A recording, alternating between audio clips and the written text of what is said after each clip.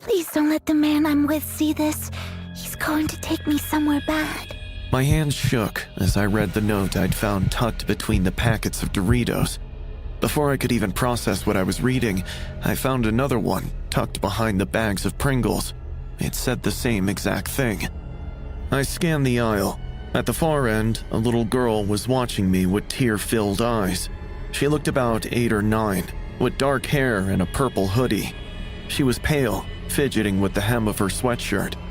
As soon as our eyes met, she looked in the direction of the man she had come in with. I stood up, clutching the note.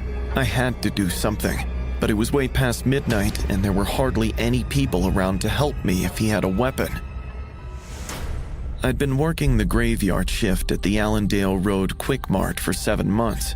It was usually just me from 11 to 7, except for the occasional truckers and insomniacs. But the pay was decent and I really liked the quiet. It was a normal Monday night. Around 12:40, the little girl walked in with a middle-aged dude in a trench coat. He had a scruffy, unkempt beard and was holding her hand really tight. They went straight to the beverage aisle. "Grab whatever you want. I won't stop after this," he told her. She nodded and wandered over to the snacks. At a glance, they looked like a normal father and daughter, but the way she kept checking on him made me pay attention. She seemed anxious and fidgety as she started grabbing cookies and candy. About 5 minutes later, a few customers came in. I rang them up, then headed over to restock the snack aisle. Suddenly, I saw a pink note tucked between bags of chips and another one between the cookies. All of them were a desperate call for help. Walking back to the register, I saw she'd left even more of them. I felt sick, thinking about what she might be going through. I slipped into the back office and dialed 911 just before he rounded the corner with the little girl. He was holding a bottle of water and a pack of gum. Getting a better look at him, he seemed like a completely average guy in his 40s and looked like one of those neighbors you'd never look twice at. He flashed a smile as he set his things on the counter. I forced a smile back, trying to keep him talking until the police showed up. Cute girl. Is she your daughter? "Yeah." How old is she? 8. He started making small talk about road conditions while I rang him up. He sounded totally relaxed, like there wasn't a single thing wrong in the world. Meanwhile, the girl stood behind his left shoulder, staring at the floor the entire time. He grabbed his change, said thanks, and walked her out. Right then, 2 patrol cars pulled into the lot. He saw the lights, stopped, and put his hands up. Officers swarmed him before he even got to his car. He kept shouting that it was a mistake, that he was her father, and that he was taking her home. They searched the trunk and found a toolkit with duct tape and zip ties, plus a bag of kids' clothes. They arrested him on the spot. He was still yelling as they shoved him into the back of the cruiser. They took the girl to the hospital to get checked out. The cop who checked in with me before he left said she barely spoke and kept asking for her mom. I went home at 7 a.m., feeling like a hero. I even texted my mom about it. A week later, 2 detectives came by. They sat me down and dropped the truth. The guy was indeed her dad. He just won full custody after a long court battle and was driving her to his place in another state.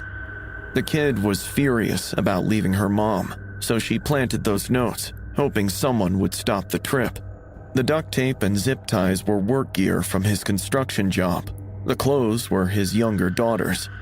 I didn't know what to say. Then, the detective mentioned that her mom had been arrested 2 days earlier. Her phone was full of messages showing she'd spent weeks coaching the kid on exactly what to do if her dad got custody. The detective thanked me and said I did the right thing based on what I saw. I nodded and showed them out. I kept thinking about the guy's face when they threw him in that cruiser. Now, when I look back, he doesn't seem angry. Instead, he looks desperate, caught in yet another act of manipulation and realizing he really couldn't trust his child. Like he knew how bad it looked, but couldn't get the words out fast enough to explain. And I made it tougher for him. My mom kept saying I did what I thought was right. Maybe that's true, but I didn't save a kid that night. But it sure doesn't feel like it. The guy was a good foot taller than me. He was bald, wearing a cut-off vest and covered in ink. He'd rolled in just after 2 a.m., bought a black coffee, and instead of leaving, he sat by the counter like he had all night and started talking. At first, the small talk was normal. He asked how old I was, how much I made, and what I was studying. He said he'd been in my shoes before, understood the grind. Shortly after, the conversation drifted to the weather, soccer, and rising crime rates in the States. You ever read about Ted Bundy? Who hasn't? I figured he'd make a face at the horror. Instead, he flashed me a grin. Brilliant guy. You imagine how thorough he had to be? Yeah? I mean, people just focus on what he did, but they miss how. The level of control, planning, and patience. Killing is like mastering an art form. He started rattling off about BTK and the Golden State Killer and the specific procedural details of their cases. He mentioned stuff that wasn't even public, as if he'd studied it for years. The more he talked, the more I wanted him out. Suddenly, the door chimed and a blonde girl walked in. She looked like she was in her late 20s, wearing jeans and a jacket with earbuds in. Without even looking over, she headed straight for the refrigerated section. The guy shut up instantly and started staring. The whole time she was there, he didn't take his eyes off her for a second. Uneasy, I moved over to the register to ring her up. She paid, smiled at me, and left. The second the door swung shut, he stood up and followed her out. My stomach dropped. Every instinct I had screamed at me to go out there. He was clearly a creep, and she was alone. I'd only been a month into the 7-Eleven graveyard shift on Grover Street. Ever since I started working, I've always gone for the graveyard shifts because of how peaceful the nights were. Plus, the pay was almost always better. Sure, things got weird once in a while, but I'd handled enough of that to think I knew how the job worked. It was a regular Friday in late August. The clock was reading 2 a.m. I was alone and in the middle of building a well in Minecraft when the creep walked in. He bought a black coffee, sat down, and started talking. The conversation got creepy fast, but I figured I'd just wait for him to finish his coffee and leave. Suddenly, the girl showed up and he followed. For a second, I contemplated following after them and making sure the girl was okay, but thinking better, I called 911. I told the operator everything, from the weird conversation, the serial killer references, how he'd watched her, and how he'd followed her out. 2 units responded within a few minutes. I stood behind the counter for the next hour, trying not to think about what might be happening a few blocks away. I kept picturing her being dragged into an alley, getting killed, or maybe having a fate far worse than death, all because I cared more about my safety than hers. When my phone rang, I jumped. It was a detective. "We got them both," he said. "The woman's fine, but there's something you need to know." As he started explaining, my blood ran cold. The woman wasn't a victim. She was his partner. They'd been at it for 2 years, and investigators had been tracking them for a string of robberies and murders across multiple states. The whole thing was a setup. They'd used this routine before, where she'd act like a regular customer, and he'd act just aggressive or weird enough to freak the clerk out. If the employee felt protective enough to follow them out into the parking lot or alley to check on her, they'd strike. The detectives said the serial killer conversation wasn't random. They'd figured out what kind of person worked overnight shifts alone and what kind of bait would work on them. They'd usually target someone who paid attention and felt responsible if something happened to a woman they'd watched walk out alone at 2 a.m. "You were the target tonight, Alan." He said I made a wise choice by not leaving the counter and playing hero. That was the only reason I was on the phone with him instead of lying somewhere in the dark behind the building, robbed and beaten to death. I didn't feel particularly wise hearing it. I called because I was worried about a stranger I'd watched for maybe 4 minutes, because I had a sister and a mother, and I'd want someone else in my shoes to do the same. When all along, she was fine. and it could have been I who almost didn't make it home. I left that job about 2 months later. I couldn't get the whole episode out of my head no matter how many times my family and friends tried reassuring me. I felt like a fool for being so easy to read. He'd spent maybe 20 minutes figuring out exactly who I was and what would make me walk outside alone at 2 in the morning, and he was right about all of it. I was only a second away from stepping out the door and following him. Had I acted slightly differently, hadn't stopped and followed my instincts, I don't think I'd be here telling my story. I was wiping the register when I heard the loud screech of tires, followed by a crash so loud I actually felt it in my chest. It was a couple of minutes past 2 in the morning, and it was totally dead outside. I could still hear the loud hum of the engine. I bolted from behind the counter, ran out the front door, and stopped cold. A black sedan was wrapped around a tree about 40 feet off the highway. The front end was completely crushed. The driver's door was hanging open, and this guy was stumbling out with one hand over his forehead, blood leaking through his fingers. He was shouting for help. I ran over, thinking I was doing the right thing. I really wish I'd known then how badly I was messing up. But I was 22, still figuring out how to be an adult and working the overnight shift at a gas station off Route 9 in rural Virginia. It was my first night shift job ever. Before this, I'd worked day shifts at Target and a couple of coffee shops. I'd been at the station for about 8 months and was constantly questioning why I hadn't done that before. Most nights, I rarely had any customers, except for the occasional trucker stopping by for coffee and chips. It was quiet enough that I could use the time to work on my novel. By midnight, the highway was usually dead. Well, except for that one time when the sedan crashed. I ran across the gravel to the car. The man grabbed my arm the second I reached him. He was shaking and his eyes were unfocused. "Please, call 911.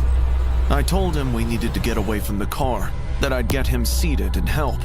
But he kept repeating it, desperate, like he was scared someone would jump from the car and get him at any minute. Skeptical, I looked over my shoulder and saw the woman in the passenger seat. She wasn't moving. Her face was covered in blood, with glass in her hair and down her shirt. I told him to come inside so we could call 911 while I went to get his wife. I got him onto a stool behind the counter and found the first aid kit. I handed him an ice pack and had only turned to get his wife, but his shaking hands clamped around my wrists, stopping me. He shook his head frantically, opening and closing his mouth as if he couldn't decide what to say. Suddenly, the front door swung open and the woman limped in. Glass was embedded in her cheek and her shirt was soaked with blood. Her eyes were wide with alertness and she looked furious. She stared at her husband and started screaming, calling him every name in the book. So she's the one, huh? She accused him of flirting with me while she was bleeding to death. The guy tried to calm her down, but she only got more furious. She started hurling gum packs and cigarette boxes from the register. You fucking swine! I'll show you and this sidekick of yours. She called me a homewrecker, insisting she knew exactly what I'd been doing. I tried to tell her she had the wrong idea, that I was just trying to help. But she crossed the store in 4 steps and slapped me hard across the face before she yanked my hair. Ma'am, you're taking this all wrong! She shut me up with another slap. I tried to pull away, but her grip was too tight. Tears stung my eyes. Behind her, the guy was shouting at her to stop, but she wasn't listening. Suddenly, he reached into the cooler, grabbed a beer bottle, and smashed it across the back of her head. She dropped to the floor and didn't move. He was breathing hard, looking at me like he was drowning. "I'm sorry. Every second of our 20 years of marriage has been hell." She'd been screaming at me the whole drive. I lost control. Please, you have to help me. My life is ruined. I can't take it anymore. My face was still throbbing where she'd slapped me. I was shaken, embarrassed, and honestly pissed off. She'd called me a homewrecker when I was just trying to help. So when he asked me to back him up and say it was all from the crash, I didn't push back. In the moment, it felt like justice. 20 minutes later, the cops arrived. We told them our story and they bought it. They had no reason not to. 4 days later, I saw them on the news. She died at the hospital from a brain bleed. I turned the TV off and sat there. For a few days, I told myself she was the crazy one and he was the victim, and I'd helped him like a good Samaritan. But the unease wouldn't go away. I started thinking about the timeline. She had been unconscious in that car. I was certain of it. But minutes later, she walked into the store and her anger was laser focused on her husband. She wasn't acting like someone dazed from a car wreck. She was acting like someone who knew exactly what she wanted to say. What had they been fighting about on that drive? What did she find out? And was a car going that fast on a straight, empty highway really just a loss of control? I don't know. I might never know. But I do know that I stood in a police station and lied for a guy who'd killed his wife in front of me without ever giving her the benefit of the doubt. She could have been right. And now, she's dead. Those two facts stare me in the face, and they don't go anywhere, no matter the number of jobs I switch.